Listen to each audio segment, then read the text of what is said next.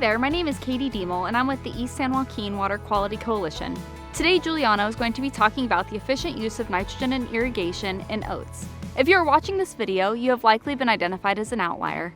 Outliers are identified through a statistical analysis, comparing your reported data to others growing the same crop in your area. If you would like to review your data, it is included in your packet, or give us a call and we can email or send that over to you. As an outlier, you will have a couple extra requirements. One is to complete this crop-specific meeting, and the second is to complete the Groundwater Management Plan Implementation Report, the extra survey that's included in your notification packet. After completing this video, please email, call, or mail us confirmation of complying with this video and your completed survey. We hope that you have a great day and that you enjoy this valuable information. Thank you. Hi everybody, my name is Giuliano Gaudi and I'm a UC Cooperative Extension Agronomy and Weed Management Advisor. Today I'd like to talk about nitrogen management in oats harvested for silage. Nitrogen is one of the most critical and challenging nutrients to manage in crop production. This is largely because nitrogen is highly dynamic in the soil and can be lost under improper management. In cereal crops like oats, supplemental nitrogen is often essential. Native soil nitrogen rarely supplies enough to support optimal yields to the harvest. The amount of nitrogen needed depends on soil type, previous crop, rainfall, irrigation, yield and quality goals. With narrow profit margins, growers must optimize nitrogen inputs, both to ensure profitability and minimize the environmental impact. Nitrogen fertilization is typically correlated with yield, but only up to a certain point where other factors become limiting. Applying more nitrogen than the crop can use leads to losses, economically and environmentally. Therefore, nitrogen should be applied based on realistic yield goals, soil test results, and crop needs throughout the season. Let's talk about soil test results, specifically soil nitrate quick test. This simple test gives us a snapshot of nitrogen availability, helping guide our fertilizer decisions and avoid over or under applying nitrogen. While less accurate than regular lab tests, it's cheaper and can be done at any time. Step 1. Start by cleaning your bucket and rub a bit of the soil from the field you are testing. Use a soil probe or auger to collect soil from the top 12 inches, ideally from at least 3 spots in your sampling area. Stay around 2.5 feet from plot edges to avoid edge effects. Break the soil cores apart by hand into chunks no bigger than a golf ball and mix them well. Take a representative scoop of that mix, enough to fill about 1/3 to 1/2 of a paper lunch bag. Let the soil dry in the bag for 1 to 2 weeks until it reaches a constant weight. Don't stack the bags, airflow is important. Step 2. Preparing the soil solution. Now, mix your solution. To make a 0.01 molar calcium chloride solution, dissolve 0.45 grams of calcium chloride dihydrate into 300 milliliters of distilled water. Pour 300 milliliters of that solution into an Nalgene bottle. Then add the soil until the liquid rises to 400 millimeters mark. Shake it hard for at least 3 minutes until the soil is fully mixed and clumps break apart. Step 3. The nitrate testing. Before testing your samples, dip a nitrate strip into a 10 ppm nitrate standard solution to confirm the strip is working correctly. Then, dip a fresh strip into your soil slurry. Just barely touch the tip, about 1 millimeter, for 1 to 2 seconds. Start your timer when you pull the strip out. After 60 seconds, match the color that develops at the top of the strip to the chart on the bottle. If the color doesn't match exactly, estimate the nitrate concentration by comparing it to the closest shades. And that's it. Simple, quick, and ready to guide your nitrogen decisions. Now I would like to talk about the role of nitrogen in the plant. Nitrogen is a vital component of amino acids, which are the building blocks of protein, chlorophyll, that green pigment essential for photosynthesis, and enzymes and nucleic acids, crucial for metabolic functions and growth. Adequate nitrogen availability throughout the growing season helps oats to achieve their genetic yield potential. Deficiency during key development stages can severely limit biomass production and crop profitability. Now let's talk about the nitrogen cycle. The nitrogen cycle in agriculture begins with atmospheric nitrogen. While nearly 80% of the air around us is nitrogen gas, plants can't use in that form. it first needs to be converted into forms that they can absorb, primarily ammonium and nitrate. This conversion starts with a process called nitrogen fixation. Some of this happens naturally, through lightning for example, but most of it in agriculture is biological.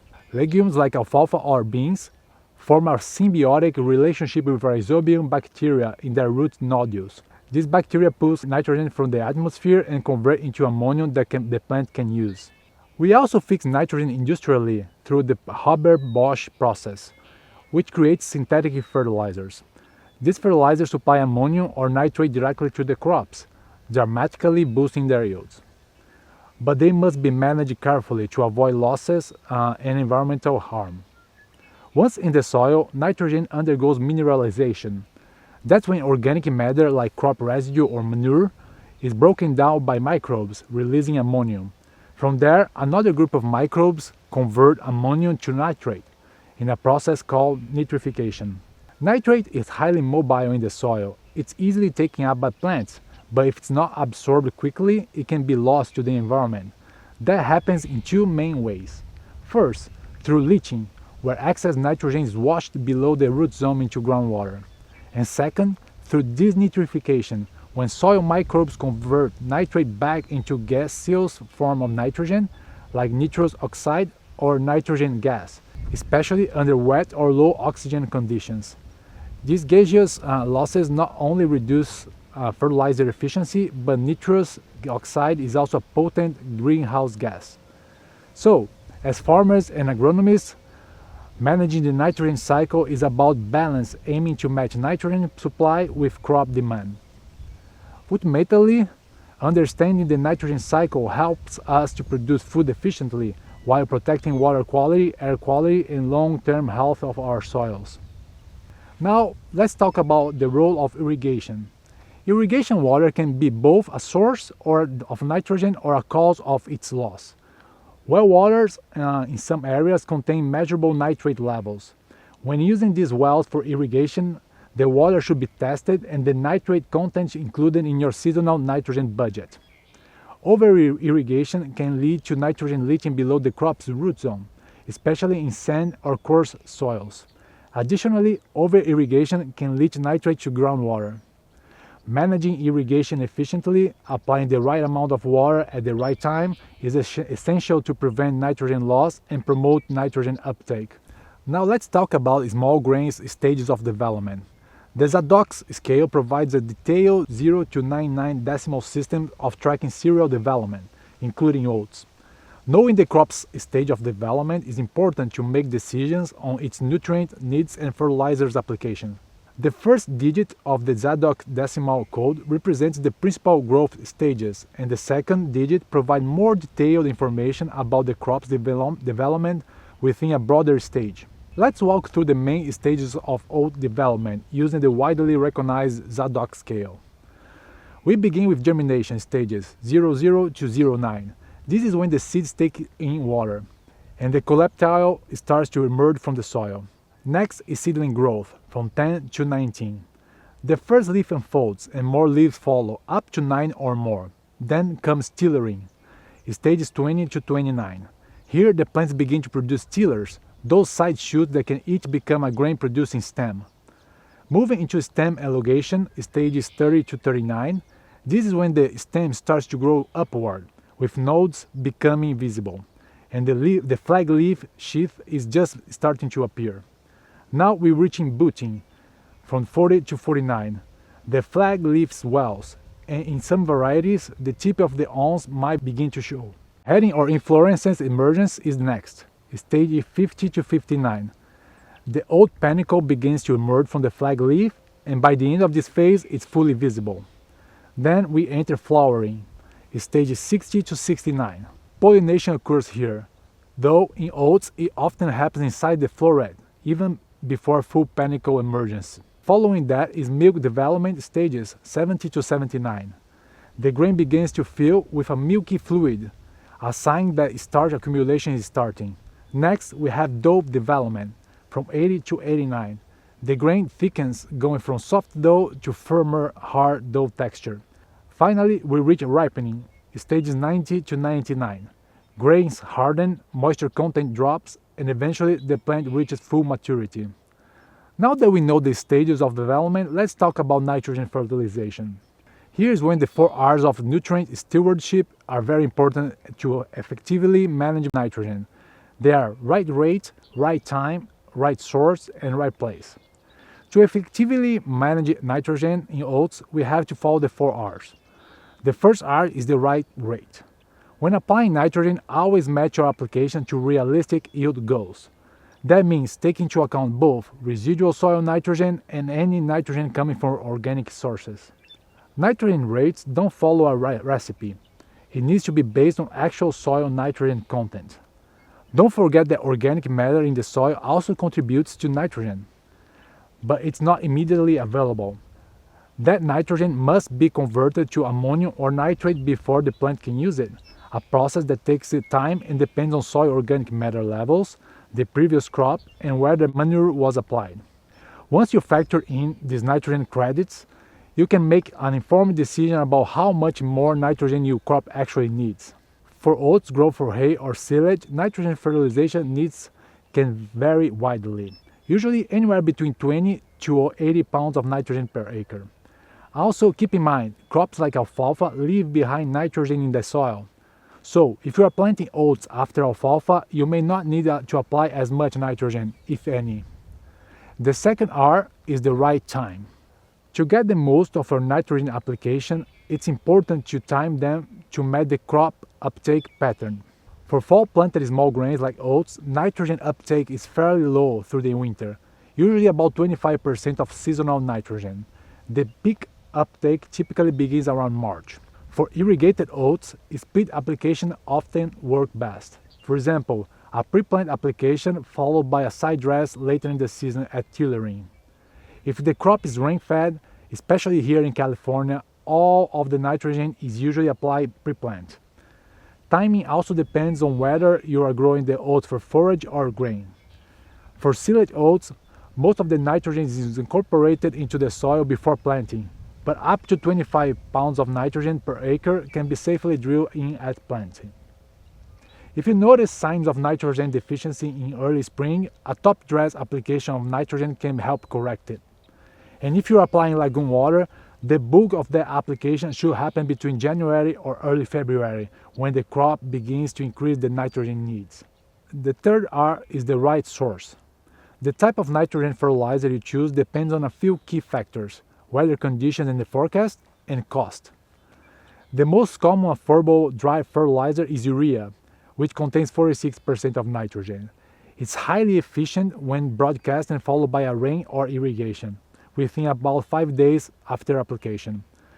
Once applied, urea is converted to ammonium and then to nitrate by soil microbes.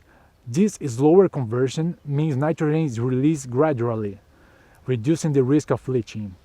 However, urea can be unstable. If it's left on the soil surface too long without water, it can volatilize, leading to nitrogen losses to the atmosphere. Another option is ammonium nitrate, which contains 34% of nitrogen. It's more expensive than urea, but it's a great choice when the crop needs a fast-acting nitrogen. That's because both ammonium and nitrate forms are immediately available to plants. Then there is ammonium sulfate.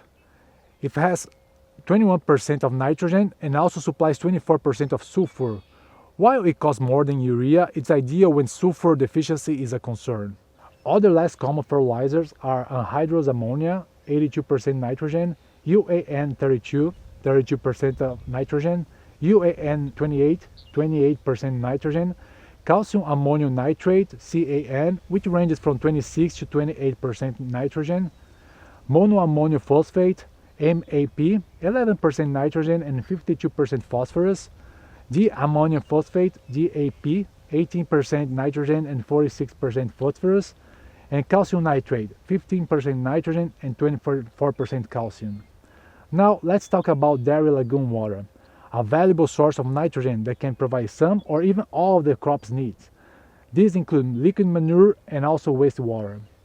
That said, lagoon water must be carefully managed to prevent crop damage, groundwater contamination, and forage toxicity. The ammonium in lagoon water is positively charged, so it binds to the soil particles and is resistant to leaching. But over time, that ammonium is converted to nitrate, which is negatively charged and much prone to leaching. Because this release can be slow and unpredictable, if the crop doesn't take up the nitrogen as it's released, there is a risk that it will leach into groundwater. Similarly, other organic fertilizers are not readily available to plants when applied. They must be mineralized by soil microorganisms to become available. How quick the mineralization process happens depends on manure properties, temperature, soil moisture, and other soil-related aspects. With organic fertilizer, it's difficult to predict the amount and time when nitrogen is available to crops. So while lagoon water and other organic fertilizers are valuable resources, it requires close monitoring and smart timing to get the benefits without the environmental risks. The fourth R is the right place. Proper nitrogen placement plays a big role in improving fertilizer efficiency and reducing nitrogen losses, especially from volatilization. When applying nitrogen pre-plant, the best practice is to broadcast the fertilizer and incorporate into the soil.